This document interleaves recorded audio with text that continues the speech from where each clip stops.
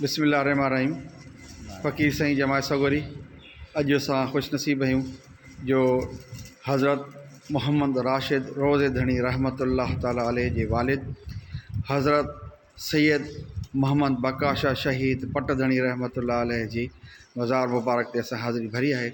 हिते फ़कीर साहब हिकिड़ो जेको मुजावर आहे उन खां हिन मुक़ाम जे बारे में पीर साहब जे बारे में बेलूमात वठूं था। फ़कीर साईं तव्हांजो नालो छा आहे ख़िदमतगारी जे हवाले सां? मोहम्मद उस्मान सुमरो। दोस्त मोहम्मद सुमरो। मोहम्मद उस्मान। मोहम्मद उस्मान। तव्हां किथे जा आहियो? हिते शेख तैयब ॻोठ आहे, ॻोठ आहे शेख तैयब जो ॻोठ।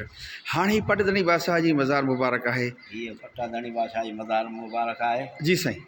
हेॾां वरी पीर साईं पटधणी जो वालदा साईं इमाम शाह। पीर साईं पटधणी जी जो वालिद साहब सैयद इमाम शाह उन जी तुरबत बि हिते आहे।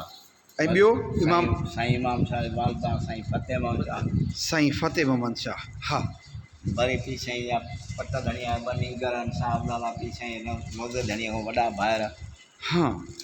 वरी हिकिड़ो पीर साईं पटधणीअ जो भाउ आहे।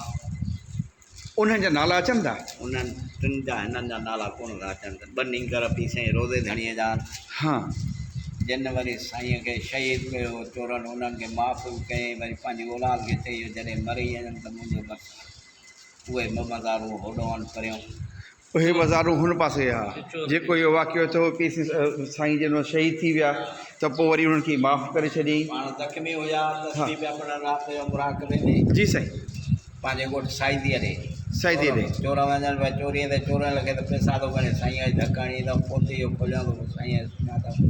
साईं खे चयईं त बाबा पोइ साईं चवनि मूंखे पंहिंजी औलाद ॾे वठी हलो हुते वठी वियसि। वरी पोइ साईं चवनि त मां माफ़ु कयो थी मां तव्हां माफ़ु कयो जॾहिं मरी वेंदा मुंहिंजे भरिसां रखियो।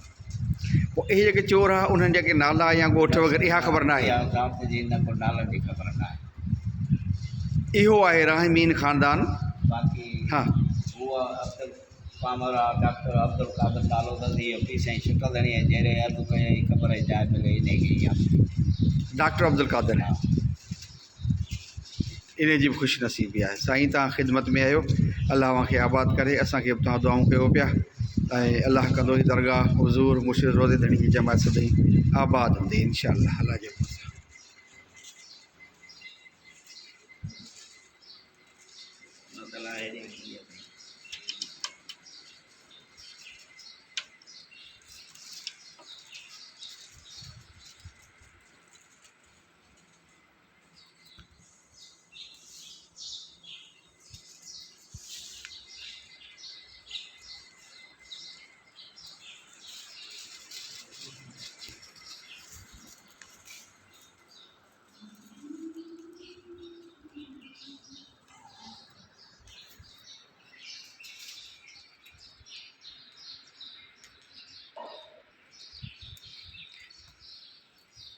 फ़कीर साईं सदा आबाद हुजो, ख़ुशि हुजो। अल्लाह करे वॾी महिरबानी।